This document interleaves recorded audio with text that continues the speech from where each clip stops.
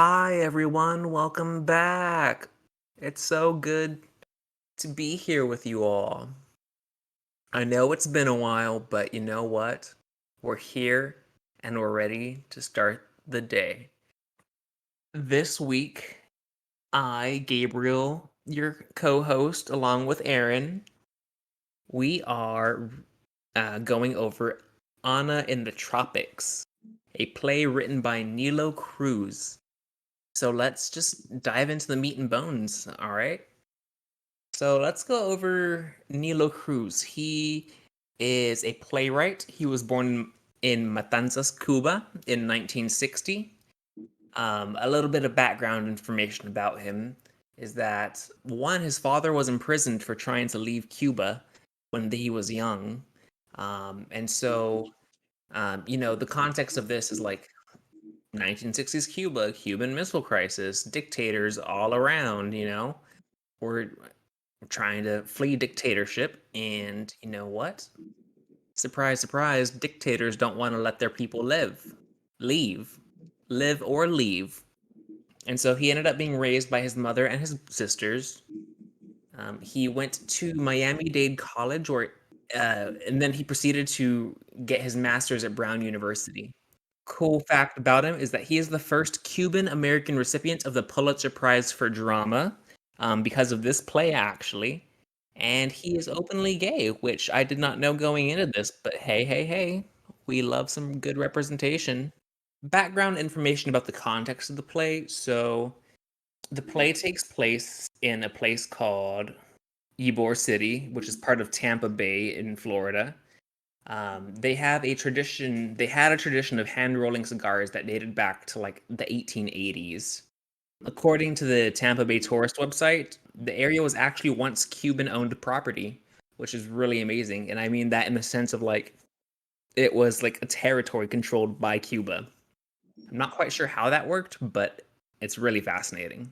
In fact, the hand rolling cigars dates back to 1885. At the peak of the industry, Tampa Bay had 200 factories and workers produced more than 500 million cigars a year, earning the community the nickname Cigar City.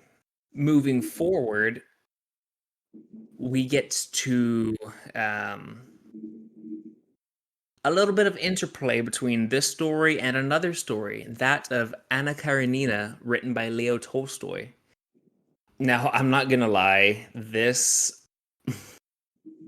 I attempted to find a copy of Anna Karenina at my local library. Unfortunately, it was completely checked out, so I had to do the SparkNotes version because even if I'd gotten the book, even if I had the audiobook, that thing is like 800 pages or almost 40 hours worth of listening, and I could not have completely consumed all that and done the research for this play to make a podcast within the couple of weeks we had since the last show.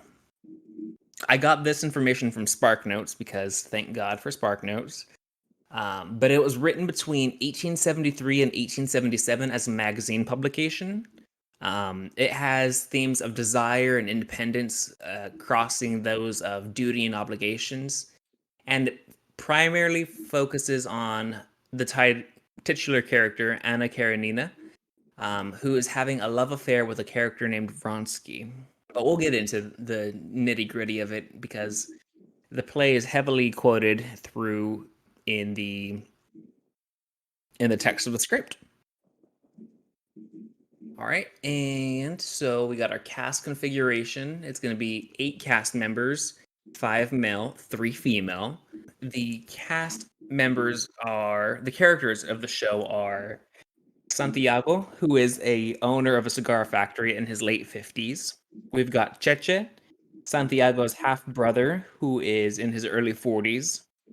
We have Ofelia, Santiago's wife, in her 50s. Marela, Ofelia and Santiago's daughter, who's 22. Conchita, Marela's sister. Palomo, Conchita's husband. Juan Julian, the lector, who is 38. And Eliades, the local gamester who runs cockfights and is in his 40s. All right. Aeryn, do you want to chime in here? Hey everyone, Aeryn here. And um, as far as cast configuration and everything we've gone over with you now, um, not really. Besides, I also tried to grab a copy of Ana Karenina to read along with this, and I also had a difficult time finding it in my local library. So it's something that people are reading a lot. So if you end up reading this script, I would also recommend reading Ana Karenina along with it if you can find it anywhere books are around you. Rock on. Local libraries, support them, read at them, love them. Let's get into the play. So the setting, as I mentioned before, is in Ybor City in Tampa, Florida, in 1929. The play happens over the course of a few weeks. It deals with obviously the heavy themes of Anna Karenina. In you get your revenge and jealousy plots going on. You've got some kind of a star-crossed lover situation. Um, well, definitely a star-crossed lover situation. So the play begins in a gambling situation. So Santiago and Cheche are betting on cockfights. However, at some point in the game, Santiago has run out of money, and so he's borrowing from his half brother. And in order to make good on his debts, he actually promises ownership of his a part of his ownership in his cigar factory to Cheche. And Cheche is like, okay, but you know what? You're gonna make good on this, and in order for you to do so, we're gonna have proof. And so Cheche asks Santiago to basically write a promissory note on the foot of his boot, which I think is really silly, but it comes into play later. Meanwhile, Ophelia, Marella, and Conchita are awaiting the arrival of Juan Julian, a lector or a reader, because at this time, things like television or streaming weren't at all existent. And so, in order to entertain the factory workers, they would hire these people called lectors to read books to the workers in order to help them pass time while they were doing their thing, rolling and manufacturing cigars. We come to find out that Marella casts a spell in order to bring, you know, the lector to them. Um, and then I don't know why I wrote wet herself down. Did I mean that she actually peed herself? Yeah, because she does. She does pee herself, didn't she? She does. She did. She did do that. Good for her. Yeah, just because she was nervous about his arrival. Mhm. I can't believe I forgot that. All right, Aaron, you get the next scene while I recover from that. Okay. Um in the next scene we go into more of the factory meeting Juan Julian himself, him telling a little bit about his story, where he came from, places he's traveled. He is a character that is very well traveled. He's seen many places in the world. He talks about, later he talks about specific places he would like to. He goes ahead and he actually begins reading an excerpt of Ana Karenina. We are the next big plot point after, we go over some more of the basics about the cigar factory itself, learning a little bit more about Cheche's wife, who ran off with a lector, and we talk more about Juan Julian, stuff about him. We start getting into where excerpts of Ana Karenina itself are being read in the factory. And through that, we actually find out that Palomo is having an affair, and we are at a point where Conchita and him are having a conversation where her desire to have a lover is is there as well. It's one of those, you have one, why can't I have one? Let's talk about it. Yeah, we find out Ophelia is the one who took the liberty of hiring Juan Julian. And of course, Cheche is, up in arms about it because of the situation Aaron just mentioned with his own wife. However, we also find out that Cheche is trying to cash in on, Santiago's debts to him in the form of, the boot note. And Ophelia's like, nope, nope, this isn't happening. I don't want to deal with this. Get it out of my sight. Um, this is between you and my brother, but it's not happening on my watch. And of course, the scene ends there, and then we move on to, of course, Marella and Conchita and Ophelia all being enraptured by the sweet romance of Ana Karenina. They're all swooning, and um, I say swooning, but they've got googly eyes. I mean, Juan Julian is described as like an attractive guy, and an attractive guy reading love stories at you. Oh my, come on. I'm getting toasty just thinking about it.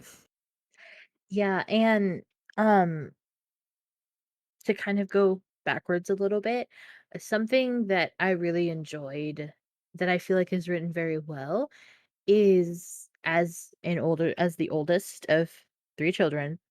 Um, I feel like they it was very well written, this scene where Marilla is going back and forth between the parents, doing the little like, well, you tell him I said, and then the mom goes, well, then you tell him I said, and then dad going, well, you tell her I said, kind of thing. And eventually that kind of gets frustrated and essentially is like, fight without me and walks out. I feel like that was illustrated very well. It's a very good um almost like 180 because we go from there to the scene where all of these women are hearing this beautiful, eloquent man read these wonderful love stories that are very descriptive and like the language is very flowery. And so I feel like it's a really fun little 180 to go from an arguing couple to now everyone look at this hot man read you books. Yes, although you got it a little backwards. They hear the book first and then they start fighting. There you go. Yes, yes, but I do love the contrast there, Mhm. Aaron. So after that, and of course, they do come to like not necessarily a resolution, but not one Julian. Santiago realizes, he is in the wrong. He does have a gambling problem, and he recognizes that his heart's not in the right place because he's always focused on like trying to capture the moments where he won because he specifically talks about trying to recreate that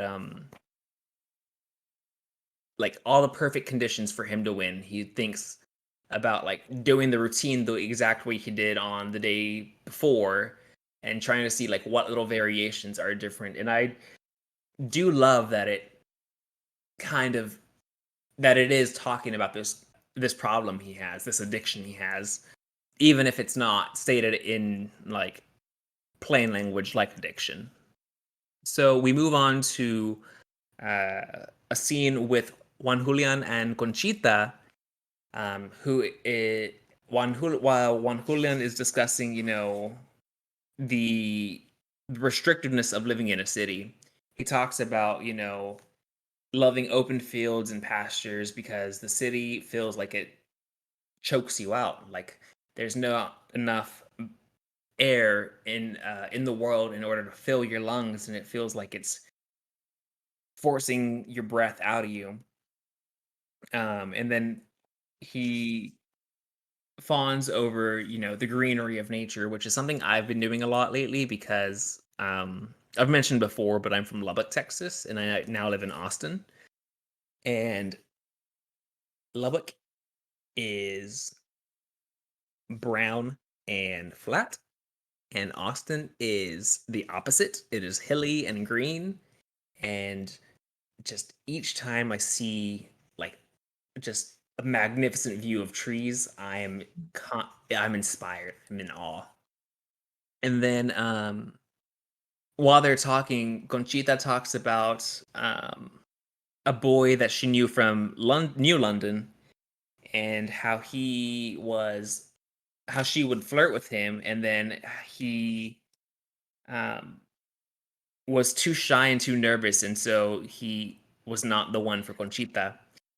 And then, of course, Juan Julian reads some of Ana Karenina to her as part of his like making the move on Conchita. He reads this from Leo Tolstoy's book, and I quote: "At first, Anna sincerely thought that she was annoyed because he insisted on pursuing her. But very soon after her return from Moscow, when she went to an evening party where she expected to see him, but which he did not attend, she came to the realization by the sadness that overwhelmed her that she was deceiving herself." End quote. Which, of course, reflects, the sudden realization that, hey, I'm in love with this guy. And then, of course, they kiss, and Act One ends there. Also, for the record, Ana Karenina is in the public domain, just so you all know.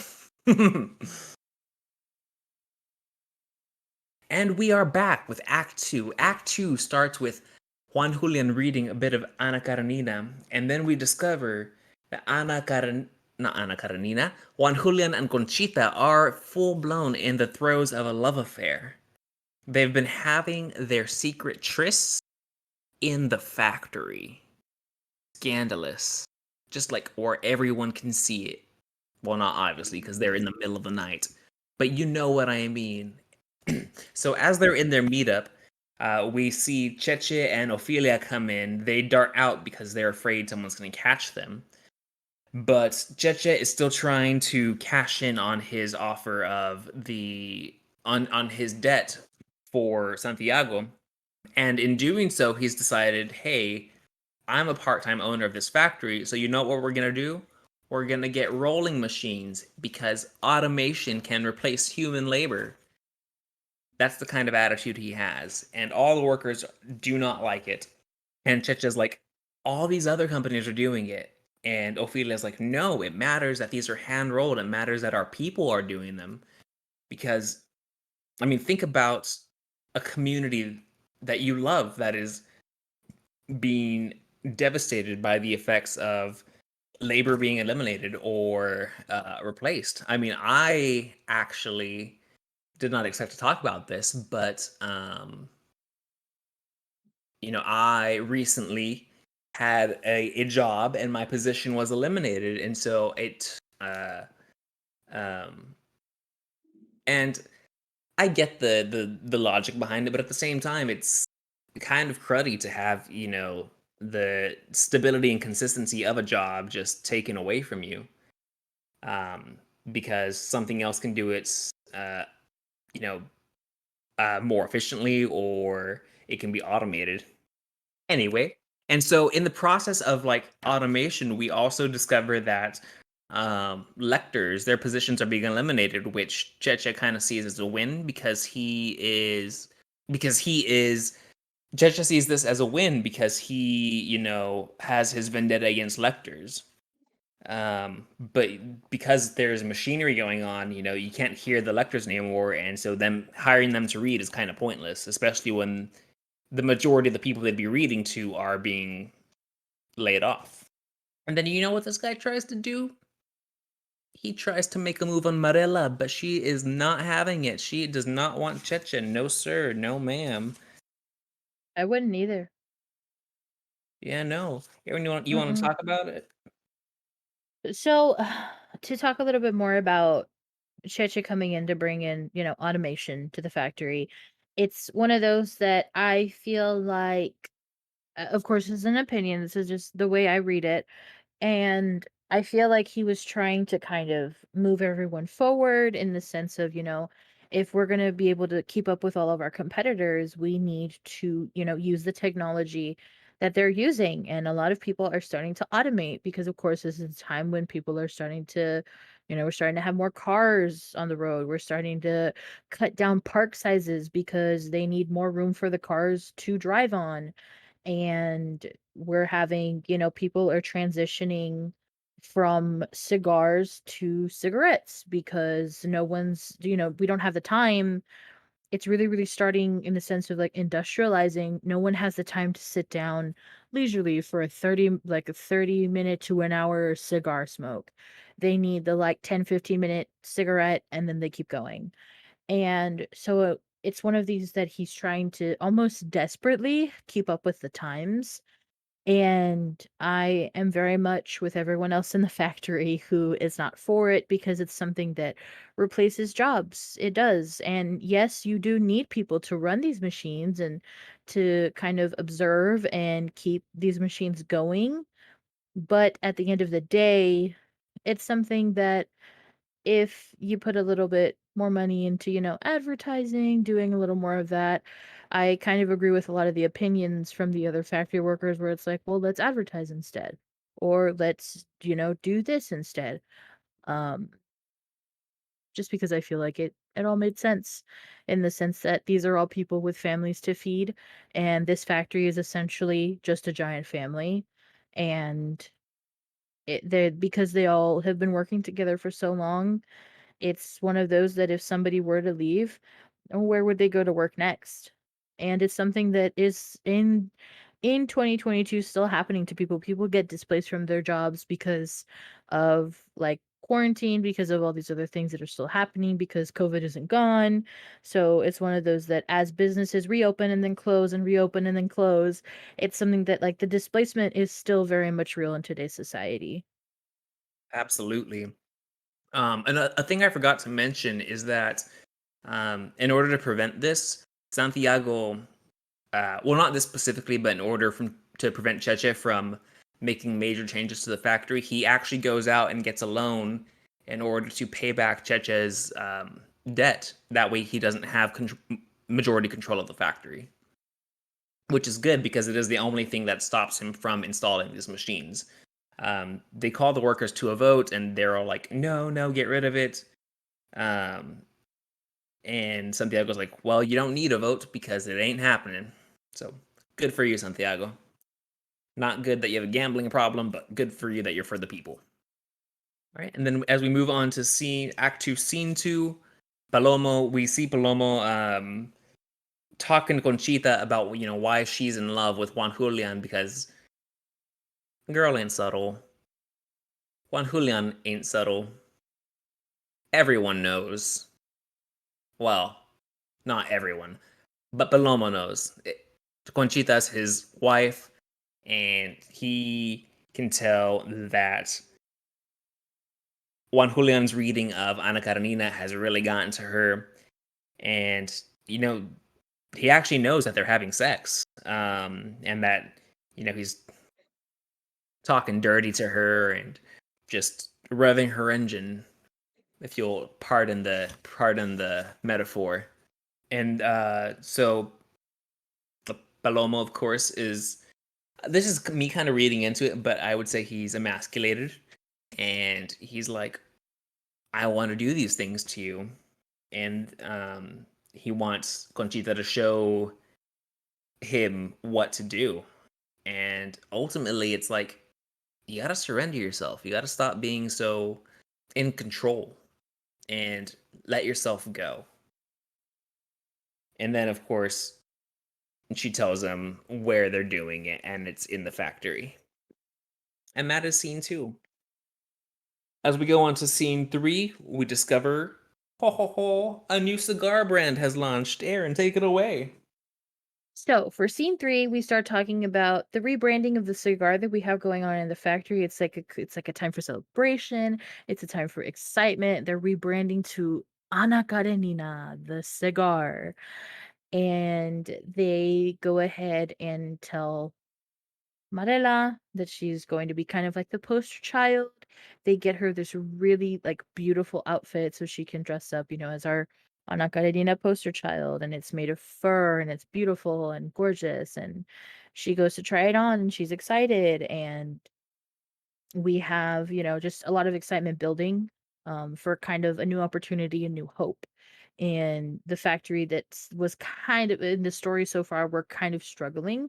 Numbers are a little bit down due to reasons that we had before, where, people aren't smoking cigars anymore. People are living a faster paced life. And so cigars just don't fit into the everyday schedule anymore. So, again, they're trying to keep up with the times, and by doing so, they're just gonna rebrand instead. Yes, indeed. Slight content warning. There is some, derogatory language of the era that we won't get into, but Scene 3 does have them. And they come about mostly in Juan Julian and Palomo's and Cheche's thinly veiled metaphor discussing the characters of Ana Karenina. Because, Palomo's questioning Juan Julian, like, why does she love him? Why doesn't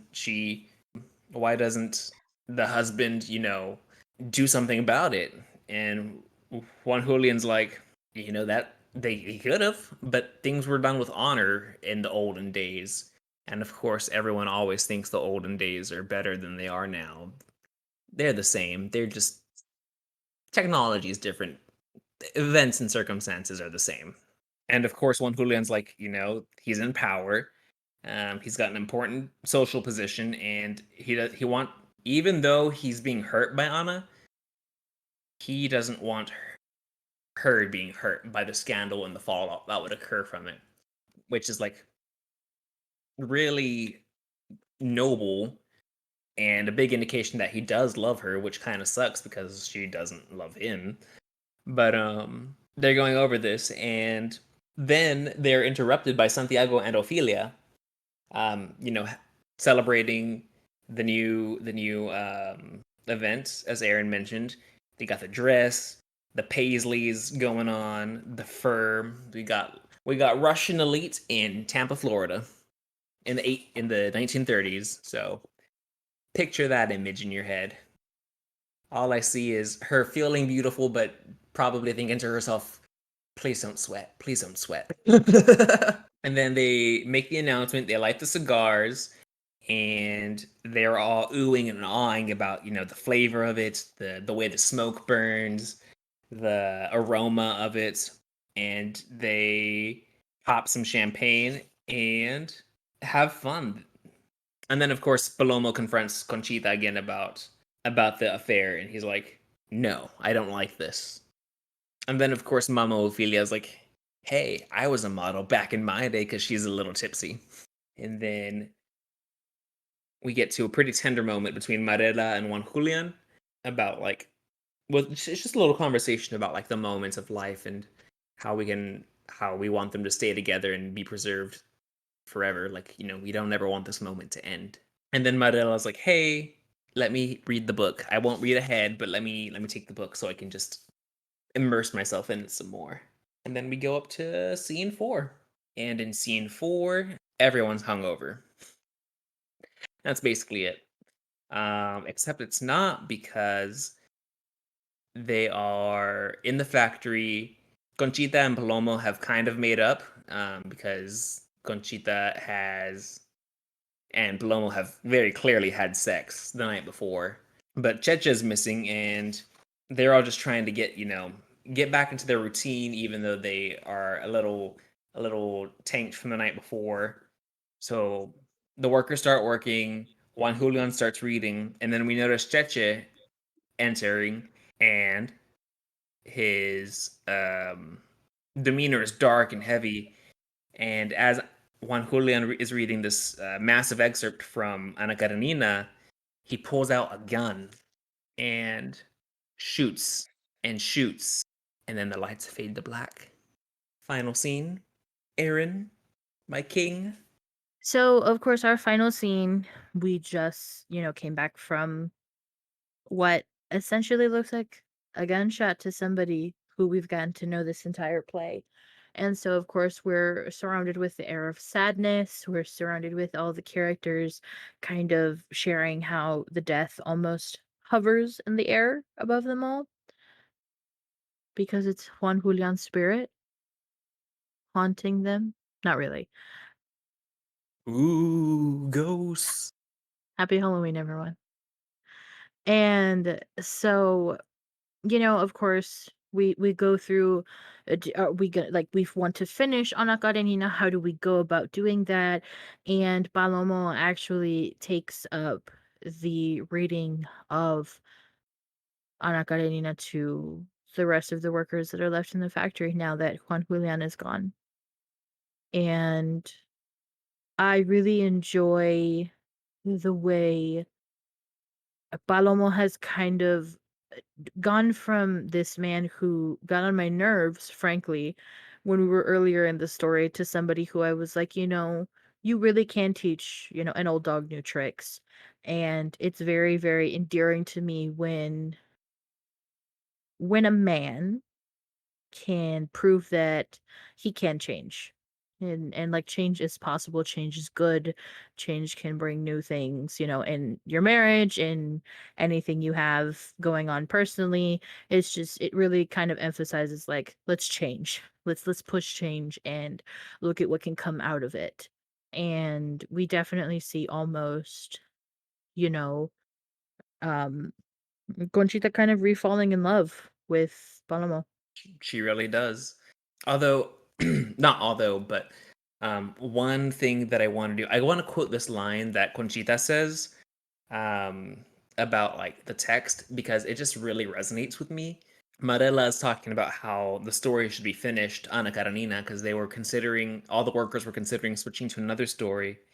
And then Conchita says that Marella's right, they should finish the book because, and I quote, she's right, stories should be finished or they suffer the same fate as those who die before their time, end quote. And I think that is just really like beautifully poignant way of expressing the the grief that's there. I don't know, it screams grief but also process, which I really love because the only way we can like make it through a lot of intense emotions is by going through them, by letting the process finish. Even if we don't want it to, it helps ease the flow and pain of things. Okay, so um moving forward, we've got some for performance options, we've got a little bit of leeway in terms of um scenes or monologues that can be done.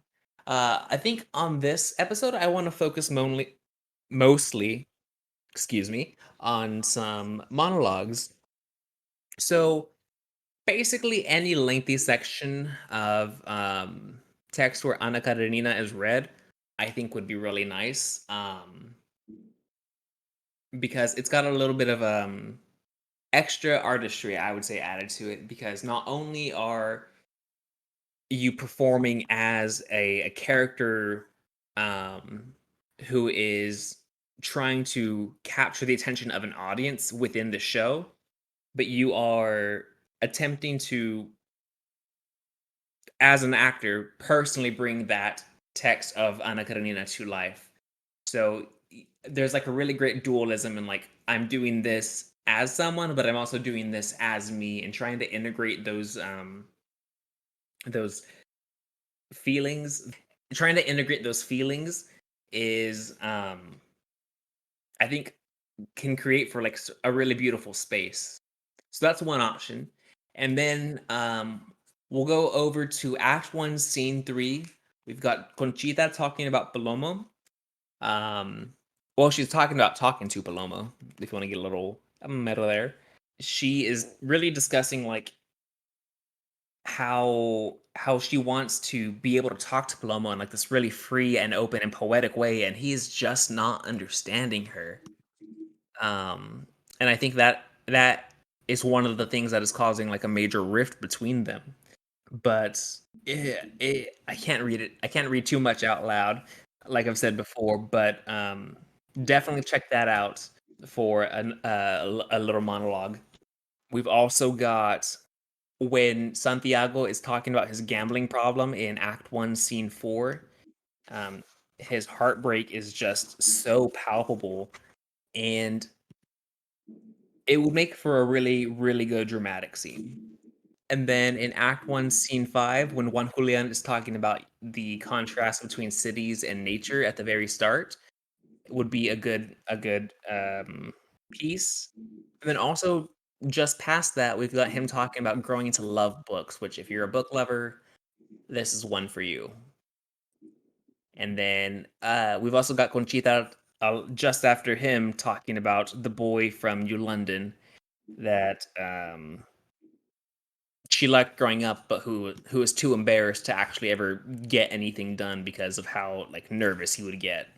And then in Act Two, Scene One, we've got some wonderful scenes, both about modernization. One from Cheche, who's like, "Hey, we need to catch up to the future because this is where we're going," and then another from Juan Julian, who was directly contrasting that by saying, "Hey, your process of modernizing is exactly what's killing us off because people want things done now, now, now. They're not going to take the time to, uh, smoke a cigar for 30 minutes to a half hour. People are looking for that quick fix, and cigars just ain't cutting it anymore." So those are a few locations in this text where you can find um, some great audition or rehearsal material. And then, yeah, that was just wrapping that up a little fast. Aaron, do you have any thoughts about any other scenes that might be helpful? I really feel like a really unique one to do. I know typically monologues are like a one character thing, but a really unique monologue to do would be the parents arguing with Marella. Ooh. And I feel like it would be challenging enough to kinda try and, like, figure out and, take some stuff out, add some stuff in, and kinda figure out blocking, um, but I feel like it could be put really, really it could translate really well on stage. So, if you're up for a challenge, I definitely feel like for my creatives out there who like a challenge, I feel like that scene specifically, I would like to see on stage. As you said that, one, beautiful pick. Two, I know it's technically like a scene with three characters, but I also kind of wonder if like it could be adapted into um like a single person saying it, like performing it, Mhm, but like having the mom and the dad be like just different voices in their head and they're like having to play all three roles at once. mhm. No, yeah, that's gorgeous, Aaron. You're a star, you. I also enjoy how my brain works. All right. In terms of design, obviously this takes place in the majority of this takes place in a factory most of the time. We've got a little bit of different scenery in terms of like, the cockfight at the beginning. Note to you all, please do not cockfight on a stage. One, animals. Two, your stage manager will be really upset with you. Yeah, I feel like the phrase "don't touch the props" would have no power there. You can't what if the props are alive? What do you do Don't have then? live props. Don't have live props. Please spare your stage managers, please. And maybe Thank buy them a coffee. you. Buy your stage managers a coffee. They need it. Mhm. So factories, there are some cool photos of factory workers and like factory rolling tables, I guess you would call them, where the workers sat at and like made the cigars that are like just available on the internet. I literally Googled cigar factory in Ybor City, and a lot of old pictures from like the tourist website popped up. There's a museum website, and we can provide the links for those in the notes. But they also helped with thoughts on costume design. One of the notes that the author put in the beginning of the play is that the the workers are all wearing like white suits, not necessarily suits, but like white linen dress. So think of your traditional picture of like an islander with a cigar, straw hat, white linen shirt, white pleated pants, and nice shoes. when it comes to costumes and clothing, we're going to think about the location, a very tropical, very humid area. So your people are going to be wearing light and things that will breathe very easily. So we're thinking linens, we're thinking very flowy, if you have layers, they're very thin layers, a very flowy clothing so air can move around and keep you cool. And so when you're doing costumes and thinking about what everyone needs to look like, just keep that in mind. You wouldn't wear a sweater in the tropics. And of course, there are some archival things that archival images from the 1930s because they had photography back then. Thank God. In terms of lighting design, the only thing that I think would be um, really cool would be, and of course, this is just because I'm not like majorly in design, but something I thought would be really fascinating would be, and I don't know how it would be arranged, but like whenever the cast is, you know, smoking their cigars, you can't see me hand quoting, but I am hand quoting, would be to shift the light blue and have you would have a like a tube of blue light, and then you would have like a smoke machine that just puffs out rings of um, smoke above the cast members' heads. Like while the general lighting of the stage is low, you would just have like a steady stream of smoke rings getting bigger and bigger. If I could draw that for you guys, I totally would. But my drawing skills are a work in progress. Call it that. I believe when I was in high school, we did this as a one act play. And what we did for like the smoking is we used the like costume cigars that when you like blow on the cigar on the other end, like the smoke kind of comes out. Um, I don't know if it's like a powder or something that they use, but it's like a prop cigar. Um, and there aren't a lot of scenes where they are smoking. There's just a lot of scenes where they are rolling. So, for scenic design, just ahead of time, make some cigars that are done so that you have the like done cigars, but then also have some that you can easily roll and then unroll so that you can have people having the action of rolling the cigars without them actually making more cigars so that you can just kind of just reset the scene in the sense that when it's the next day in the play or when time changes and things like that happen, you can kind of just backstage take out whatever you're using as a stuffing and then unroll said already rolled cigar. So so for sound, another thing that was done when I was in this production is instead of the bell you hear for the factory, instead of having a bell, since we were already high school students and we had students who were in band and also in theater, we had one of the students actually like use just like a piccolo because they knew how to, move air the right way to do that. And so we had just like a flute or something, like we just took the head off of a piccolo or the head off of the flute, and blew that as like the quote unquote factory whistle.